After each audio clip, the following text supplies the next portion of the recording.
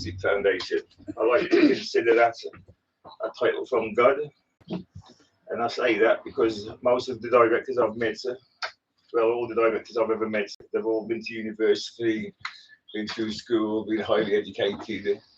I was a criminal, a drug addict, involved in serious crime for 37 years.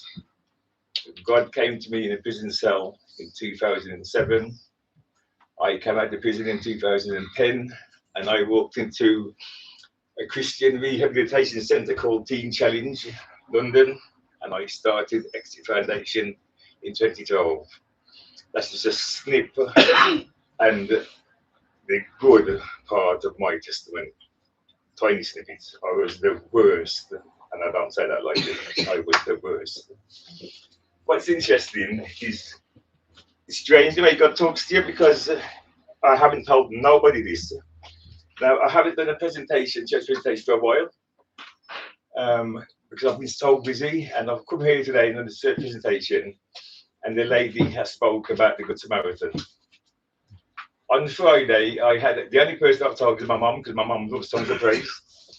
On Friday, I had a call from Songs of Praise, and they want to use me to film for the Good Samaritan. The theme being that I don't know if any of you know Leroy Logan, the black policeman, the first black policeman. Right, so some of you do. He done a film. I'll tell you the story. He was the first black police commissioner in this country. I used to have a hatred for the police. I was on the road. I was living a life. I saw the police as the enemy. Me and Leroy Logan today are best friends, and he reached out to me. I can't say what I did for him, but I helped him for a very personal and turbulent time in his life. We've become very close, and Song of Praise phoned me up and he says, "Listen, Paul, we know about you." They didn't know about Leroy, and he says, "Is there any stories you can tell us where you've done anything to help who you would perceive as the enemy?" I said, "Well, actually, yeah." And I told them about Leroy. They knew Leroy, obviously, and they come into my office to film November the 3rd. So you'll see me on Songs of Praise. So that was. It's just interesting that the lady spoke about the Good Samaritan. Right, so today I'm going to do. I know we are short on time. Today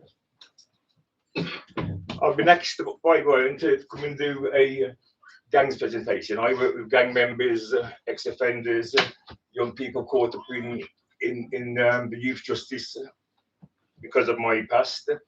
I work with prisons, probation, schools, crews, youth offending services, all the statutory services to do with young people and adults involved in crime. I also help people in addiction to get out of addiction. I've got some cards here. If you've got anyone you want to refer to me, come and see me after, and we'll talk. So today, we're going to be taking a general look at gangs, and gang activity in today's society. What we as parents, professionals and members of the public can do to help them. This is normally a 6 hours. So this is what I'm going to show you today. It's condensed. This is normally a 6-hour training session, what I deliver to professionals, police, social services, probation. I need to know that. But I know we've got 45 minutes, or less than that now, so I'm going to condense this down for you guys and just show you a brief look at today. We're going to be seeing the gang structure, indicators of possible gangs involvement, gangs initiation, gang crime, knife crime, a bit about counter lines, identifying factors, and how you can help, how we can all help. And that's what we're going to be doing today. So you're going to have to bear with me on this one. I just want to.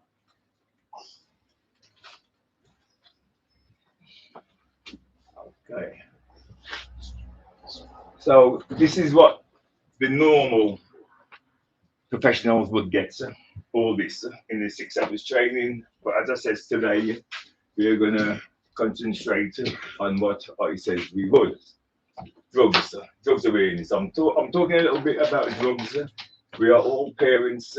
We are talking about gang members, and this is the drug of choice of young people. I'm going to educate you guys in case you find any in your children's rooms. And let me tell you now, we are Christians. Check your children's rooms. You discipline your children. Okay, that's the notice of society. You check your child's room. He lives in your house. If he's not paying rent, you check his room. Okay. Cannabis. Cannabis, unfortunately, I work with young people today, and my biggest struggle with cannabis is it has become normalised amongst the youth, totally normalised. Now, I wouldn't mind, but what they're smoking is not cannabis. It's mixed with all sorts of rubbish.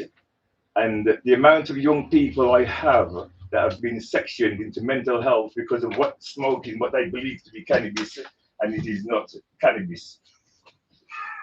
So cannabis is a plant that is grown all over the world. It is illegal to grow, sell, and consume cannabis in the UK.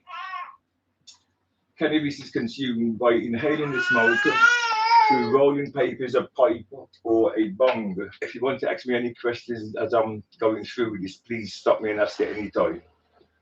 The smell of cannabis is very potent and can be smelled when a young person is in possession. This is how strong cannabis is now. You can smell it, and a young person comes into my office, and I can smell cannabis straight away. Straight away. Learn the smell of cannabis. The psychological effect of cannabis can cause drug-induced psychosis. I come across this every day on a daily basis. I'm getting sick of it, to be honest. Paranoia and danger to themselves and others. I wish I had time to tell you a few stories, which I would usually do in this presentation, but I don't, but they're unbelievable, which you guys probably know yourselves already. Signs of psychosis and paranoia: hallucinations, hearing voices, false beliefs, someone's following them, someone's watching them, etc. And speaking of plans to harm themselves or others. Facts about cannabis.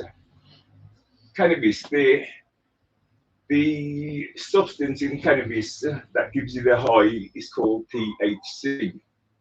So THC can make you feel very chilled out and relaxed. THC can also make you hallucinate.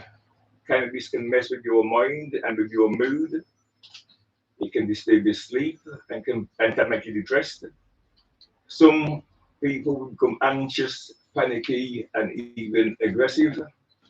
For some people, cannabis causes hours or even days of anxiety, paranoia, delusions, and hallucinations. Cannabis affects how your brain works. It can make you feel very anxious and even paranoid, I should say. It can make it difficult for you to concentrate and learn, make your memory worse, and make you feel less motivated. Cannabis can lead to serious long-term mental health problems. This is what countries are now legalizing. This is what they're talking about legalizing in the UK. And this is what young people have normalized. Let me tell you now, that's from the devil. That's from the pits itself, legalizing cannabis. No. Let me tell you now, no. From personal experience, no. Cocaine. If you see this white powder in your child's room, in little wraps or whatever, it could be quite a number of drugs, but it could possibly be cocaine. So cocaine is a stimulant, a drug that comes in powder form. It is often found in small bags or paper wraps. Cocaine is usually consumed by snorting with a rolled banknote, straw, or paper. It can also be injected, swallowed, or rubbed on the gums. Signs of cocaine use: dilated pupils, unable to remain still, extremely talkative, increased heart rate, and euphoria. Nitrous oxide, laughing gas, balloons, smart whip. Now, I actually had a guy, my office is in East London. I actually had a guy refer to me 2 weeks ago. That guy comes out of London, quite notorious guy, 29 years of age. And it was the first time I'd come across someone addicted to gas. Because I'm old, I'm 65, I'm old school, I know all the old drugs, and this is one of the new drugs. This guy, in fact, he educated me quite a lot on it, because this is from research. This guy educated me, and he's on crutches, and he lifted up his top, and he had burns all over his body. I said, what's that? There was a hole here on his side. He said, I've got these all over and scars. I've lost my family. My mum won't talk to me, my children. He's lost everything. He said, but I cannot stop taking it. He uses it. He doesn't use none of these, sorry. He buys for £500 a time, the hospital. That's what he smokes. Okay? The burns on him. He says to me, and this really broke my heart, he says to me, he says, you know, nobody can control me when I'm on it. He says, I really wish someone would just come and shoot me in the head when I'm on it. And that's what the guy says. I'm trying to get him into Teen Challenge Rehabilitation Centre now to sort it out. And it started as a party drug. This is what our kids are going out to parties and taking in balloons. Party drug. You think it's nothing? By the way, I asked him, I said, why is it burning you? What do you mean it burns? You got burnt? Because it's freezing cold. They're putting that into the lungs. It's that cold, it burns, he's got holes in him. Yeah. Okay? So, nitrous oxide can be released using a whipped cream canister. This is called a cracker. Into a rubber balloon, which makes a loud sound. Sorry. And then inhaled via the mouth. This will starve the brain of oxygen, causing a high. Since I've spoken to that guy who came to my office 2 weeks ago, I'm meeting him weekly, twice a week. It made me really curious, so I've been talking to people about it. I was quite shocked at the amount of deaths over this gas. Really shocked me.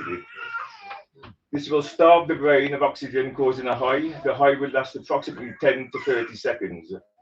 Hence, my guy is going through bottles like this.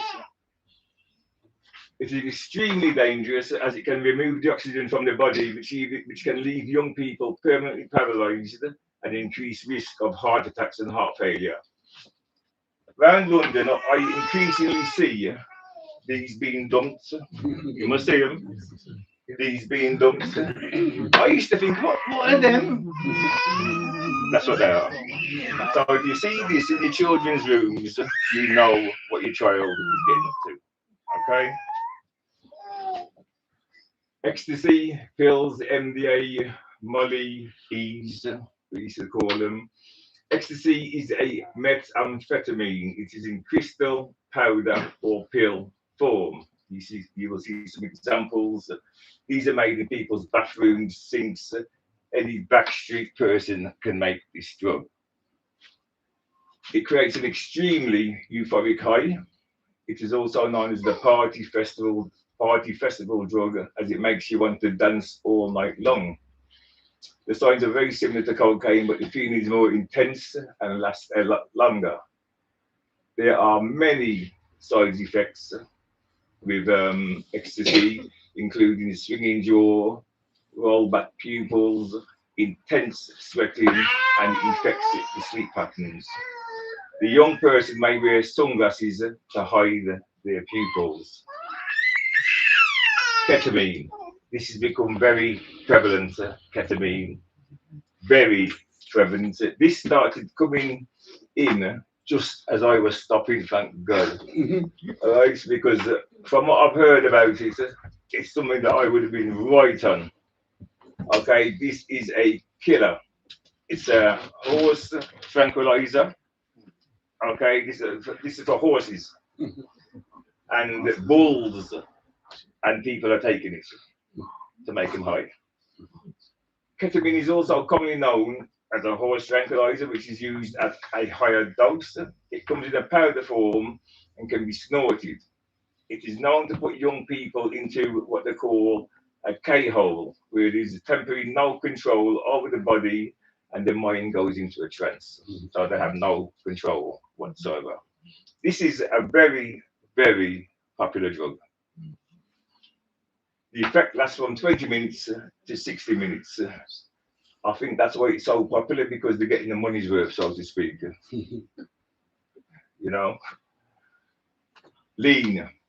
Lean is a new one. This is a combination of codeine, cough medicine, soft drink, and alcohol. This has been popularized by rap artists. This is what the rap artists of today are using. All the singers, all the stars, all the top music stars. This is their drug of choice. You see them drinking in videos. You hear them singing about it in drill videos. Very, very popular. Lean. Also known as purple drink, it's a combination of codeine, cough medicine, soft drink, and alcohol, popularized by celebrities such as American rappers. Why drugs? So why are our children using drugs? Why did I use drugs? Coping mechanism, peer pressure, mental health, coping mechanisms, self-medicating, influences, role models, boredom, to fill a void, and many more. Every one of those I've just named was one of the underlying reasons of my 37-year drug addiction. That's right. Every one of them. Gangs. The gang structure. I'm not going to go too much into this because time's on us, but you have your boss. Now, our gangs, the gangs we're talking about, they're not mafia. Let's not get it twisted. They're not the mafia, our street gangs. So you got the boss. The boss is usually the kid that was involved in the gang from 11 years of age, running. He's gone through the criminal justice system, the youth justice system. He's grown up, and he's then become the boss, took control. I was that kid. Senior elders. Your senior elders will be. He'd have grown up on the estate or wherever with his little firm of lads. And you usually get 2 or 3 that become tight, very tight. That continues throughout adulthood. You're all on the road together. The boss is only the one that was the strongest, so to speak, or more influential. And his 2 senior elders will be his 2 main men, so to speak. You then get the elders, they call them the generals, and you then get the youngest, the soldiers. Has anybody seen Top Boy? Yeah. Top Boy is the only program I've ever seen that got this right. Got it totally right. Okay, you watch Top Boy if you want to see the gang structure and information on the street gangs on the streets of London today. It's all in Top Boy. Everything you see. When I only watched it the other day, I was quite shocked. Shocked. Oh my God, the research they put into this Top Boy. Who joins gangs? So, evidence shows us that recruits generally range in age from 12 to 24 years. That age 12 is now getting, I would change that now to 9. 6, yeah, I put this together about 10 years ago. Some of these slides I do update them, and that needs updating because it's now 9. Okay, I have gone to county lines to pick up 9-year-old children. This is wicked. 66% of gang members are boys, and 34% are girls. All ethnic groups and income levels are represented, and gangs are found in all parts of the country. So now the client group that I deal with are usually, well, not usually, 99% are from property that get involved with gangs. Um,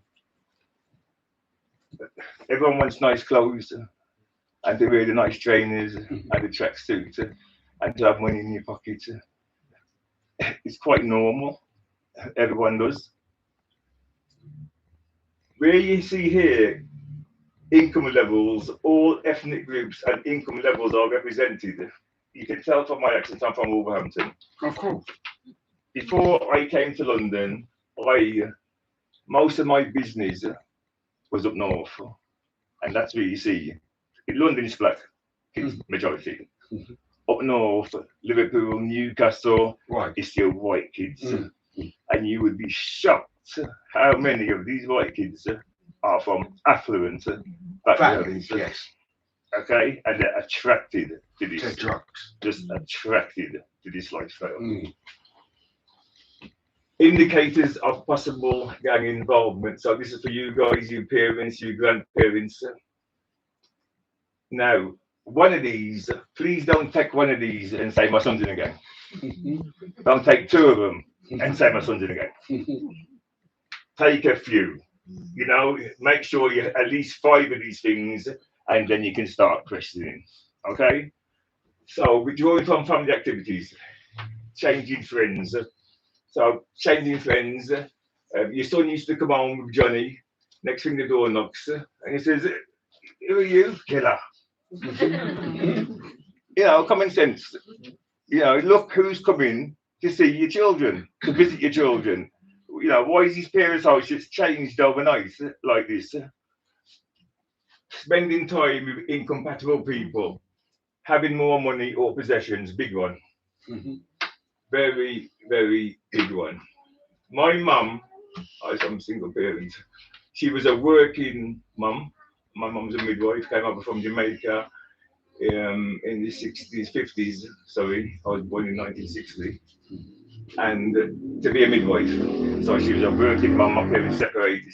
I was actually born in Hackney. She went to Wolverhampton, took me when I was 10. And she worked 24/7 to buy a house. Of course. My mum never noticed me with money and possessions. That's right. I had money like dirt, clothes. Well, I often wonder, did you turn a blind eye? Money and possessions. They've come from somewhere. Yeah. Okay? Carrying 2 phones, big one. Why on earth do you want 2 phones? Now, I'm a professional. I should have 2 phones.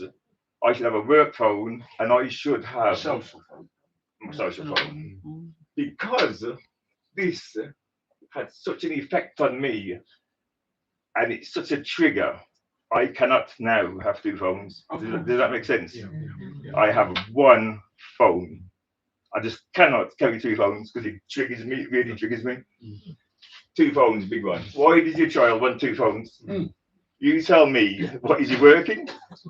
Is it his business phone? Well, it's his business phone, all right. It's his line. Drug line.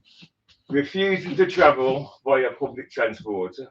I have young people I have to go and pick up, and I cannot put them on a bus. They get into my car, and even when they get into my car, they get into the car like this, they put their hood up and them down like this. Because they cannot be seen. Yeah. This is now a joke. These kids have trapped themselves into a world that is a postcode. I had a kid, and the job centre, the benefits office was at the top of his road, and he couldn't go in there because that's where the postcode changed the line. Yeah. Literally, he did not sign on, Yeah. couldn't sign on, and that's just another story. I get this all the while. All the while. When you have your son and he cannot go shopping with you, there's something going on. Yeah. When your son will not catch a bus and wants money for taxi 24/7, Yeah. there's something going on. Because how do we get this taxi fare, I don't know. Exactly. And the whole of them run around in taxis. Yeah. Taxi, taxi, taxi. I said, how can you afford taxis? They get it. They get the money. Wearing hoods and face masks. Middle of summer, I get man coming to my office, face mask up, big coat on, heat wave going on, and I say, yeah, what's wrong with you? Can't you see the weather out there? Hot. Man's not hot. Man's not hot. Change of attitude. When your son used to be very pleasant and manners and respect in the house, and that starts to change, there is something seriously wrong. Decline in mental health. That's your weed smoking, that's your peer pressure, that's the Ecstasy. It's the violence they're involved in. It's real. Violence. It can create a lot of mental health. Change the language. Your kid, I can bring a kid here and he can talk. I could bring a kid here, two kids here, and they can have a conversation with each other, and you will not have a clue. What they're on about. Not a clue. They've got their own languages, people. More indicators: purchasing or desire to buy or wear clothing of all one colour. That's real. You got your Crips and your Bloods and your red and your blue. That's not done. Some guys will just wear pure black. Some will wear black and white. Or sometimes it doesn't apply. Sometimes it does. Change their appearance, especially haircuts, eyebrow markings or tattoos. I will reiterate. I will stress again. 1, 2, 3 of these things mean nothing. When you start looking at 4, 5, 6, 7, 8, you've got a problem. Using hand signs. You know what the hand signs? Yes. You know when you see the photos and you think, what the hell? Refusal to catch a bus or a train. We've had that travel everywhere by taxi, posturing car, as I showed you. And as soon as they get in my car, the first thing they do is lock the door. As soon as they get in, lock the door. That's fair. Gang graffiti on folders, your kid's books, his books in his folder, gang graffiti, desk in the walls of the building, change the language, developing a bad attitude after you've gone through these, excessive use of social media, staying out later than usual. Your kid used to come in at 9, 10 o'clock, and now he's coming in early hours of the morning, if he comes home at all, carrying weapons. Hence, I says, please search your children's rooms. You've got all the rights, if you suspect anything, to search your child's room. He's your child. You are protecting him. Poor attendance, school attendance, weight loss, inconsistent bikes and scooters. I go around some of my clients' houses and there's 5 bikes outside the yard. 5 bikes? What are you doing with all them? Oh, I don't know. What did they say? Oh, my friend, or they belong to the man, and they've stolen. Simple as. This still goes on. Male gang initiation. It literally still goes on. I don't want to have too much time on it. This photo here. This happened in Ilford. It was my office is in Ilford. That's why I know where it happened. I know this actual story, hence I'm using it. And this was a kid, and to join this gang in Ilford, he was told that he had to throw acid in someone's face. He's gone to someone, that's the actual picture at the station, and thrown acid in his face to be accepted into the gang. Still goes on. This is actually on YouTube. This is not, I just use it, it's not English, it's actually America. This is one of the, I can't remember which one, with Bloods or the Crips, is one of them too. But I watched this video and it blew my mind. It was a documentary, it was. And for him to get into, I can't remember which one, he had to take a kick in for 5 minutes. But the reason I took that photo was this is a kid who's not just obtained a diploma or graduated from a university. I've never seen a kid look so proud in my life as this guy with Crips. That's the sign. Actually, as when he got through that kicking, that's the photo straight after. And the cameraman says to him, "So how do you feel now?" He says, "Yeah, man. Yeah, man." And when I tell you, this guy looks so proud, you can see his face. And I thought, my God, that's the pull and the power of the gangs. That's right. Exploitation without meeting the victim. We are talking about online relationships.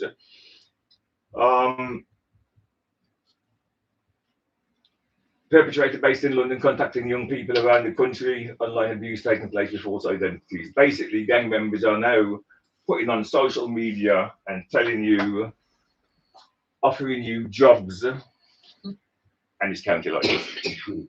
Okay?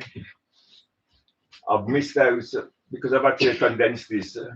There's a whole set of posts that go with that would explain in more detail, but I've got to That's the knife crime. choose. Knife crime. Now, I think, personally, I think it's safe to say that there's not a resident in London that has not been affected by knife crime in some way or another. There's not one of you here that doesn't know somebody. Not one of you. We didn't know somebody or is a friend of somebody who's been affected by knife crime. This is London 2025. Imagine that. That's horrific.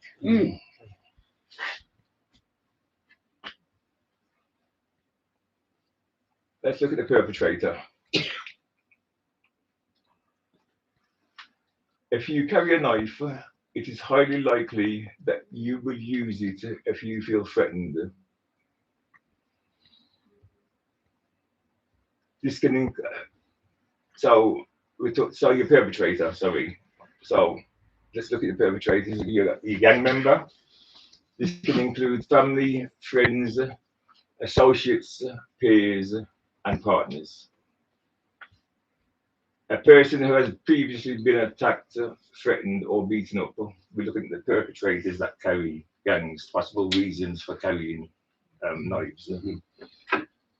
A person suffering with mental health. I get this all the while. Psychosis, paranoia, hallucinations. Gang initiation ceremony, where a young person who wants to impress. There's another gang in East London there, and to get into this gang, you have to stab somebody. Have to stab somebody. This is facts I'm talking here. In London, perpetrators are predominantly male and frequently from a BAME background. That's us, black. Domestic abuse. Another reason someone might carry a gang. Exploited, groomed young person. Scared. The amount of young people I work with, and I ask them why you are carrying a knife, they are scared, or it is self-defense. This is no defense in court. None. You will get locked up. But you've been stabbed before, attacked before, chased before by someone with a knife. You carry a knife.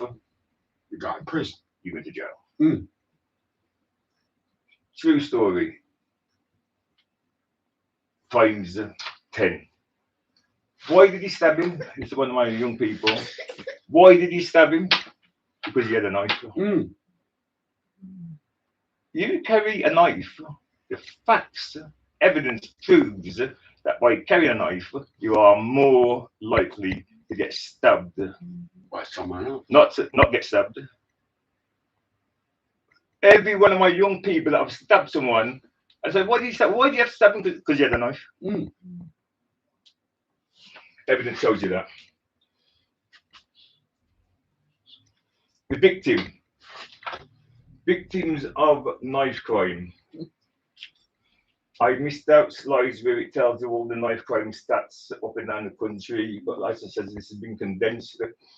Gang affiliated youth, that's your number one victim, your most common victim of domestic abuse, as we know. Partners kill partners. Mistaken identity. I know a young person that was killed like that. I worked with 2 people who did that.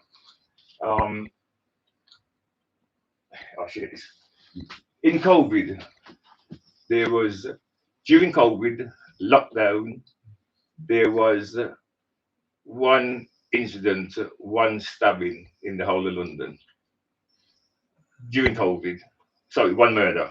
Sorry, one murder. And that was in Newham during lockdown, when everyone's supposed to be in lockdown. And that was 2 young lads who I worked with. They were gone on a ride out in retaliation. You might remember this. In retaliation, they've gone to the ends, the postcode where the guys lived, and they've jumped out the car. Here's the sad part. They've seen, these kids are black. They've seen a black man. They've jumped out the car, stabbed him up, gone back home. Reason they stabbed, been reason to target because he was black. It transpired that this guy who they killed was an NHS worker. The reason why he was out of his house was not because he was gang affiliated. He was going to work on the NHS, and they stabbed him and murdered him. They're now doing life imprisonment. Mistaken identity, mugging and robbery, gang initiation attack, relationship issues, members of the general public. You would be surprised. Like I said, I've missed out the stats. You would be shocked at members, of the general public that are stabbed in arguments, road rage, madness, some madness stabbed up. When I saw the stats, it proper shocked me, to be honest. A few interesting facts. 16 to 30-year-old white males are at greater risk of being victims of knife crime. Fact. Now that shocks you, doesn't it? Really. Because as I told you, see in London, we think it's a black thing. It's not. You go up north. It's a white thing. You go up Liverpool and Newcastle. Right. That's what you see knife. Nice. But the media will portray it as our problem. It's a black thing. Okay? Right. That is a fact. You can Google any one of these facts, I'm telling you. 16 to 34-year-old white males are greater risk of being victims of knife crime. 11 to 20-year-olds, 11 to 20-year-olds are the most vulnerable age group. The safest borough to live in London is Richmond on Thames. That shows you that. Because it's posh. Is that where you live? No. You live there? No. It's posh. I live near Mitcham, mate. Mitcham's nice too. The highest number of knife crime incidents in the last 2 years. Oh, that's right. I did this.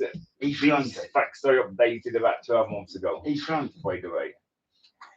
And Haringey, that's Tottenham. That's your Tottenham, that's your that's right. Broadwater Farm. Oh, Water Farm. Right. Okay, and Edmonton. Edmonton. And that's Haringey. Exactly. Okay, that's where I live. Is that on the estates up there? It's everywhere, to be honest. But Exactly. Broadwater Farm's there. Oh, Water Farm's there As you too. know, the two most notorious riots That's right. in On Europe Water and the Farm. country started on Broadwater Farm. That's right. That first riot on Broadwater Farm was no joke. It wasn't a joke. They hacked off a policeman's head They did. and played football with it. They did. Okay? They did. It's no joke. The most violent borough, here's a shocker, That is brilliant. and I'm going to break it down for you in a minute. East No. London. The most violent borough,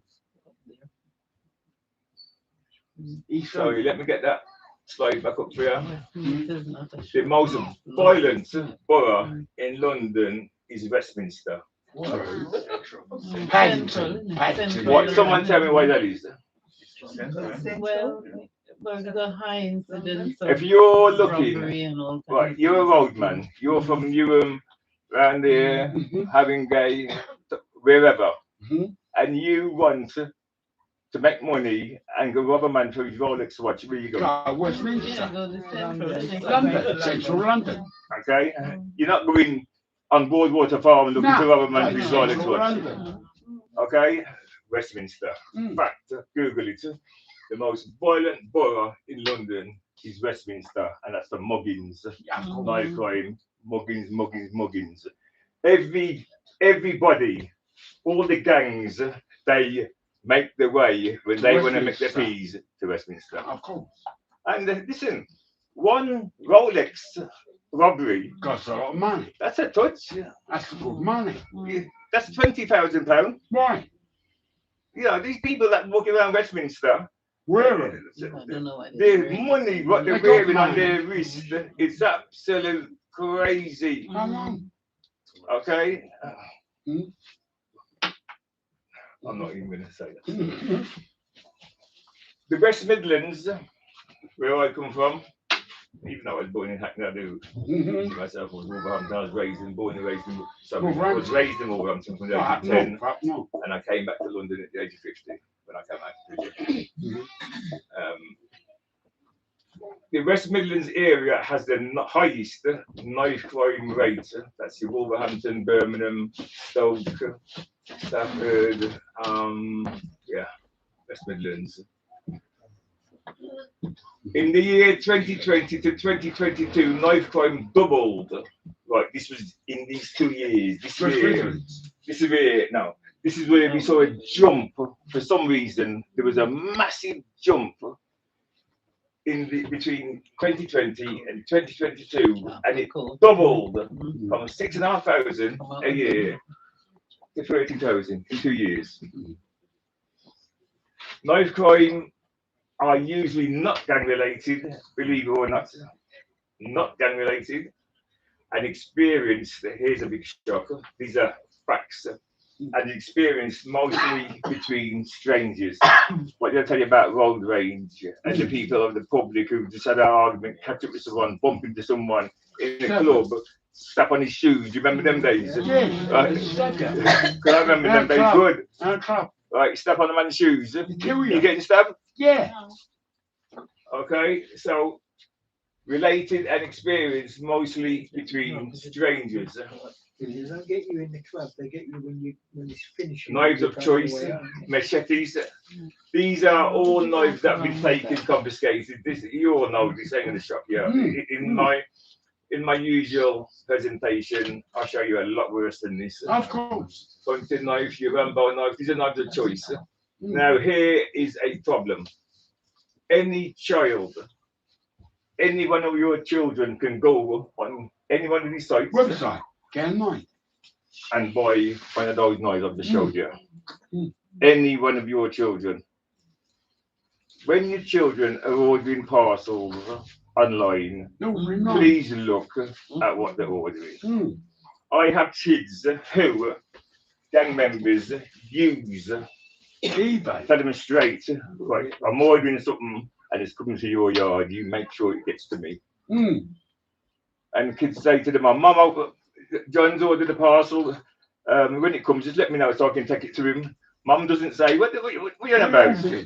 What the hell is he ordering parcels from my yard for? So nice. You'd be surprised how stupid some people are. Exactly. Mum doesn't say a word. Okay, no problem.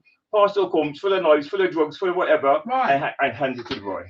So I get that all the while. Right. All the while. You'd be shocked. And then it becomes a big, massive safeguarding issue. Then you get the incident where Mum so happens to open this parcel. And points what it is. And it's for a drug. And she ain't giving it to the boy. And what do you think that causes? I now have to move that family out of that borough and rehouse them, because that, if you know what that causes. If your kid tells you he's having a parcel delivered, you make sure you find out exactly what it is. And if you're not sure, when the parcel man comes, you give it him back and say, take it back. Take it back, yeah. Okay, please. Yeah.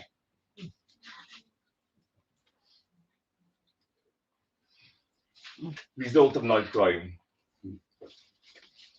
This is my biggest bugbear, this is, because that grieving family, let me tell you now categorically. First, we have the family that has lost their child. And by the pain, I couldn't imagine. I'm not going to say I know that pain, but I deal with a lot of parents that do. Then you have the parents of the perpetrator who's lost their son and he's doing life imprisonment. All this because he was groomed and exploited into a gang. When you're young, studies show that when you are young and you are maturing, there's some serious stuff that goes on in your brain. Right. So basically, young people, this is a fact. You can Google this stuff on YouTube, whatever. I have done this study and I was quite shocked. And when I saw the documentary and I thought, my God, that's what, because I often think, what was wrong with me when I was that age? And you realise basically young people, when they are going through puberty, they suffer a form of mental health. Of course. And they cannot equate consequences to actions.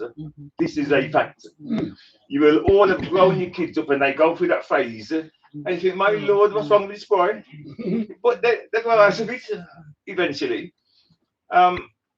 Right, so the amount of kids I've got, and I say, why did you do that?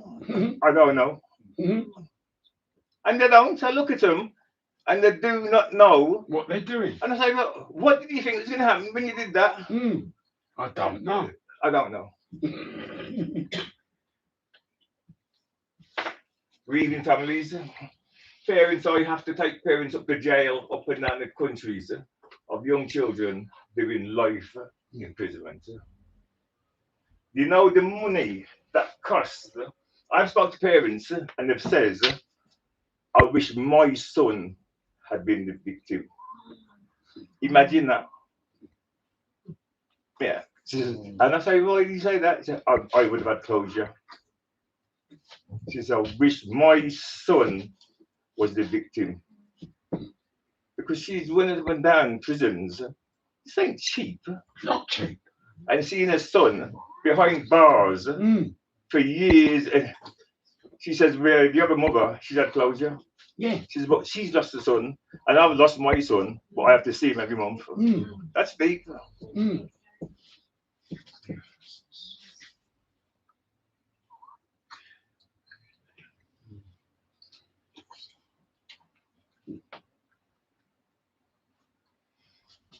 Advice on knife crime. Right. So let me give you first my advice. Very straight now. This is this here what you see is your statutory advice. Let me tell you, and you tell your son, and you pick to them. If they see anyone with a knife, run. Yeah. Run as far As as you you can. Okay? Yeah. That's the first bit of advice I am telling you. Right. And for yourselves. And for yourself. Call 101 if it's a non-emergency or 999 in emergency. First aid training. So this is for professionals. I told you this is usually for professionals. Make sure all my staff are first aid trained. All school staff now, I think it's mandatory that you have to have so many teachers first aid trained. Ensure that all staff are aware of safeguard procedures. Source local defibrillators and bleed kits. For parents, carers and social workers, bedroom checks, as I told you before. Please check your kids' bedrooms. Check parcels arriving by post. I didn't realise I put that in. Advise a young person to run. Right. Should they see or be approached by someone with a weapon. Run. Counter lines. I'm going to go through this briefly. We're all aware of county lines. It's a new speak, it's a new fashion. I'm going to go through this briefly because there's no time. It's on us. So let me tell you a little bit about county lines. Gangs will move their drug dealing from bigger cities, i.e., London, Manchester, Liverpool, to smaller towns and counties.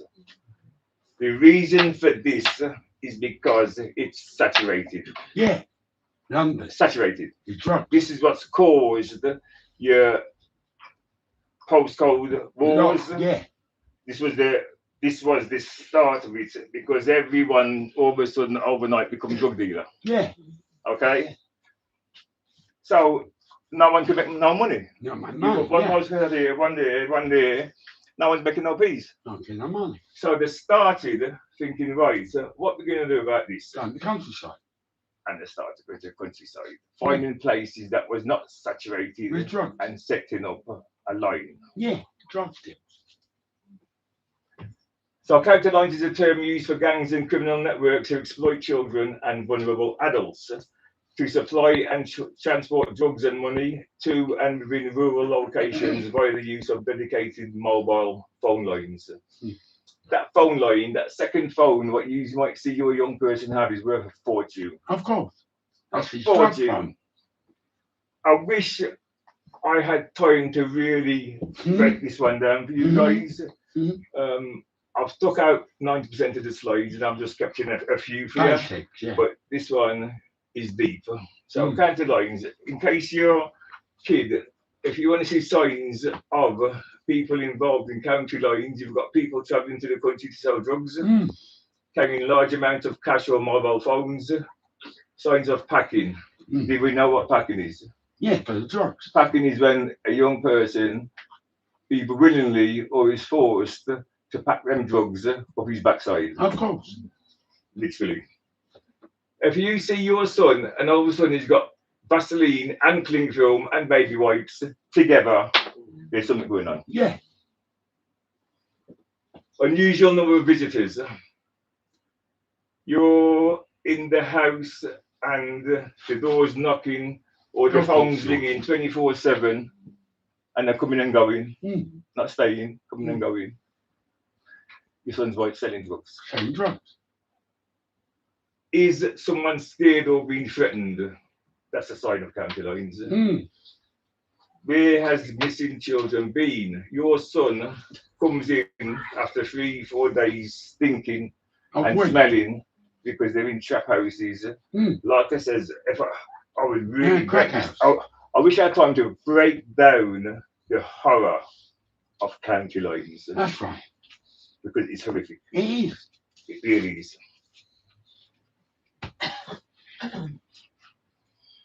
Victims. So these are the people that are groomed and exploited by the gangs into county lines. So the kids that have been excluded from education and those in the PRUs, studies actually show in London that a black kid is 5 times more likely to be expelled from school. Of course, than a a white child. kid. Right. How sad is that? It's sad. In 2025. Sad. And I see it all the while. Of course. Now, I'm totally against all this screaming racism shit, excuse my language. Of course. But I really am. But that is one fact that really bothered me. Black kids. Is that a black child is expelled from school 5 times more. And the reason it bothers is because I've seen it, and I see it on a daily basis, and that does annoy me. Children who have suffered abuse, kids who feel they've got nobody, they're lost. A gang will take that, you will rob your family. They do say that. Let me get you some trainers, let me get a tracksuit. Lack of a safe, stable home environment, big one. Substance misuse, mental health issues or criminality. I'm gonna go through this because I'm gonna get this through this. I know you guys, it's your Sunday, and I don't want to take up your Sunday. Homelessness or insecure accommodation status, connections with older people, Yeah, older including people. gangs, having a physical or learning disability. That's right. That's a big one. Eve. Children as young as 9 years old. See, now normally I would break every one of these down for you, but I don't have time. And tell you a story associated with this. Hence, this is a 4 days course. 15 to 17-year-olds is the most common age range. So the most common age range for people, young people involved in county lines, is 15 to 17. The reason why that's the most common age is 15 to 17, they can take instruction a lot more, and they're under 18, so they ain't going to jail. Oh, that's right. Okay? And they tell you that. I'll tell you straight. It's Listen, got a lot now. log up, take this pass, you're taking it so and so. Don't worry if you get nicked, you are not going to jail. That's right. I can elaborate on that further and tell you about an NRM, but I don't have time. Both male and females, this is not subject to males only. Girls are just as much exploited. In fact, a girl, Gets more if you've got than your a boy. drugs and you want someone safer, I'm choosing the girl to carry my drugs That's it. and not the boy. A girl. Big reason for this is if a girl is stopped by the police and there's no female police officer there, They they can't cannot search her. search that girl. That's right. Okay? White British children are now being targeted more and more. People have learned. See, you have in London, you have the British Transport Police, Of course. and they're good at the job. They know they Believe you me. When they see a black kid on his own, unescorted, going to Brighton and Bournemouth, and okay, they want to ask questions. Yeah. When they see a white kid, They don't don't stop it. forget gangs evolve. Let me tell you, when I tell you gangs evolve, it's one step, they're always one step ahead. You have to be. That's the way making no money. So they now know that they're stopping all the black kids standard. So what are you going to do? You know, target the white kids to carry Drugs. Poverty, big one, Big one. massive one. Mm. Poverty. With black people, unfortunately, in London, we have let ourselves down Of course. disgustingly Drugs. through Drugs. leaving all our children fatherless. Yes. The I'm man. so ashamed. It's the man did it. I am so ashamed. It's right. Guilty. When you leave your child fatherless, the amount of kids I work with that, I say, who is your dad? They don't know. I don't know. Yeah. You know how painful that is? It's painful. I don't know. Yeah. Then his mum is struggling. She's got how many kids? About 4. This kid, he wants, there's nothing wrong with him wanting a pair of trainers. Yes. Or, okay? Also, he now takes on, 9 times out of 10, he takes on the role as the father. Yeah, the kid. It's in him. He wants to provide for his mum Yes. and his siblings. And his brothers and sisters. Nothing wrong with that. I say to you, or you say to me, I'm that age, I'm a single parent. If I'm a single parent, I've got nothing. Come with me, son, and I'll give you £500 a day. Why? What am I going to say now? You are saying that. But I ain't, and I didn't. Right. Poverty. Poverty. Exactly. We've gone through this, I think, identifying factors, more than one phone, big one. Persistently going missing from school or home, or being found out of your local area. Unexplained acquisition of money and new clothes, excessive texting and phone calls, big one. If you see your son is on his phone non-stop, texting, phone calls, have a look at what he's doing. I mean, don't get me wrong, he could be obsessed, he could have a new girlfriend, we don't know, but just check. Leaving the house or school without permission, suspicion of self-harm, physical or unexplained injuries, significant decline in school performance, constantly missing curfew times. In other words, you tell your son or your daughter to be in by 9 o'clock and he's strolling at 12 o'clock. Significant change in the attitude at home, bad hygiene. Yeah, you've got washing.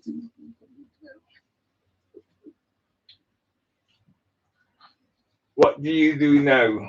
Usually your son goes missing.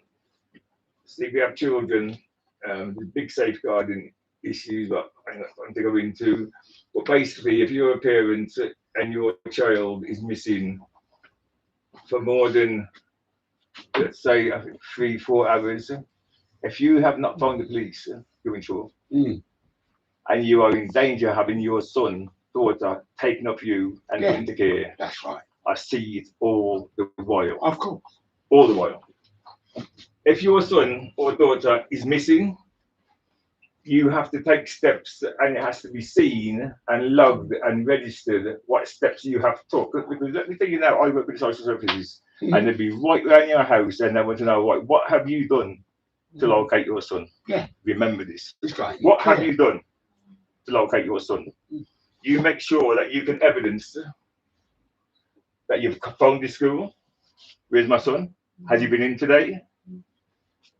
Track your child's phone if possible. Some parents can, some parents can't. It depends on how good you are with IT. This young lady, your first son went missing, she didn't know exactly where he was. Trust me. Okay? If you've got a car, drive around the area. Evidence that I've gone driving around looking for my child. It's your child. Come on, of course you want to look for your child. That's who's told you gone missing. All right? If your child has not come home within a 2-3 hour time frame, by law, call 101. Yeah. That's a small time frame, you know. 2-3 hours when you think about it. By law, and if you don't, you're going to have the social services involvement in your family. Care. Contact parents of your kids.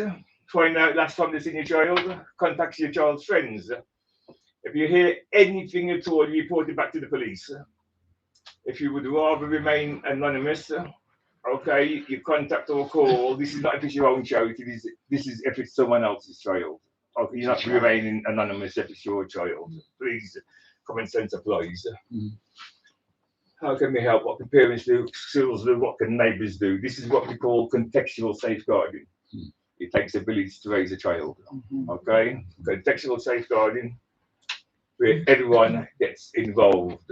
What can parents do? You implement. So this is what you can do to try and stop your son going missing. Okay, or getting involved in gangs or county lines. So you implement rules and regulations. Let me tell you now, children, they want order. You think they don't? And of course they rebel against them. I ain't doing that. That's normal. But they need rules and boundaries. They really, really do. And they want them. Yeah. Okay? Because if that kid hasn't got any boundaries, he's at a loss. Yeah. Do everything possible to involve their children are supervised. I can't remember what the slide was before this, why that's written like that, but there's a reason. Do everything possible to involve your children in supervised positive group activities. I think this one was for mentors or teachers or youth workers. Youth workers. Praise your children for doing well. Encourage them to do the very best. My wife told me, and I found it quite weird. My wife told me, she said, her parents, whenever she passed a degree, an exam, an A level or O level, she said, I'd go home with Mum. I said, oh, yeah, okay. I said, what? Oh, yeah, okay. If she came second, she'd get a cussing for going second. You know, and that's what some parents are like. You know, please don't let that be you. Praise your children for doing well. If they come last, you praise them for trying. Yeah. And encourage them. Listen, from you know your kids doing your very best. That's good enough. Yeah. Did you try your best? Yes. Well done. That's all counts. Be a positive role model. Be positive. Get to know your children's friends and their parents. Yeah, this is quite normal. Set limits for your children and enforce those limits, boundaries. Know where your kids are. The amount of parents that have no idea where the kids have gone is madness. Get involved in your kids' education and you encourage them to stay in school. Of course. Come on, it's all about education. We know Of course, that. it's education. Especially for our people. Black people. You know, Get we educated. have to work twice as hard. Yes, Yes, we do. because we're black. You do. You have to. But you know what? It's something we have to accept. Yes. Just work twice as hard. Okay? Do not allow children to dress. Don't have your kid going out, if you can help it, looking like a gang member. Because he's going to get stopped left, right, and centre. By the police. Why? Listen, if my kid is walking out the door and his trousers are halfway down his arse, I'm telling him to pull your trousers up, son. That's right. For God's sake. Okay? That's the trouble. Practice gang hang signs or to write gang graffiti on any surface, including the bodies. Right. Common sense. Explain to your children that only a very small percentage of youth join gangs. Kids today have this perception that everybody Is that a gang? is in a gang. They actually are not. They're not. They really are. It's a minority. They're in a gang. Help your children to understand the natural consequences of being involved in a gang. Okay? Natural consequences. Right. If you're in a gang, you know, gang members, they don't attack ordinary kids. They don't. Believe it or not, Really? he's on road. They know. They know. Okay? They really know. They've got like a third sense.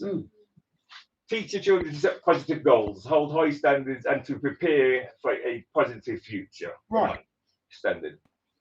Neighbours, if you, any of you that, you know, obviously have had our kids have grown, left home, and you've got your neighbours' kids. These are your neighbours. Okay? Like I said, it takes a village. Get to know your neighbours and the children. Communicate. Cool. Maintain a standard for your neighbourhood's appearance that tells gangs that they're not welcome. Right. Work with your local law enforcement agency to develop a community strategy against gangs. Where to find support for exploitation, gang involvement, nice crime. I've got some cards right there. For more support, you have, take a photo of this, please, Church. Of course. Okay. Crime Stoppers, local police, youth workers, safeguarding officers, citizen advice, Met Police. I know it's not that much out there, is there, when you think about it? It's such a problem in our society and in our world, and that's the only help you get. It's quite sad when you think about it. And you know why? Sorry. And you want to know why? Because in London, the majority of these people are black. Yeah, black. That's why there's no resources. Because they're black. Don't care about black people. I'll tell you what, if this was in London, a massive, if it was the MPs, That were black. if it was the MPs' kids that was getting stabbed and murdered, There'd be this trouble. would be stopped overnight. Of course. Let me tell you that categorically. Yeah. So they cut this out overnight. Of course. It's not their kids being murdered and It's stabbed. black kids. And that's why it's still going on. Have a look for drug misuse. Please take a photo of that. That's including Exit Foundation as well. I know how to use rehab. We have an 18-month drug and alcohol rehabilitation centre.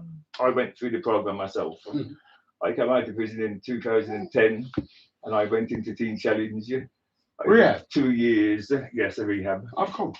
And I finished in 2 years and I set up Exit Foundation in 2012 following Teen Challenge Christian Rehab, and it was the hardest thing I ever did in my life.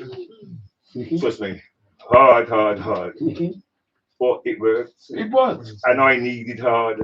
Yes. If I'd have gone into one easy place, I'd have walked straight out. Back on drugs. I needed military. It's like Military. like a Christian boot camp. You talk. Yeah, and it's what I needed, you know. So if you got, you will have someone here who's got family members that's involved in drugs. There's someone here, 100%. Give me a call. Take a card and give me a call. I can help. Trust me, I really can. I don't say that lightly. All right, guys, thank you so much for your time. Sorry I've run over a bit, but it's been a blessing. Thank you for coming. Presented, yeah.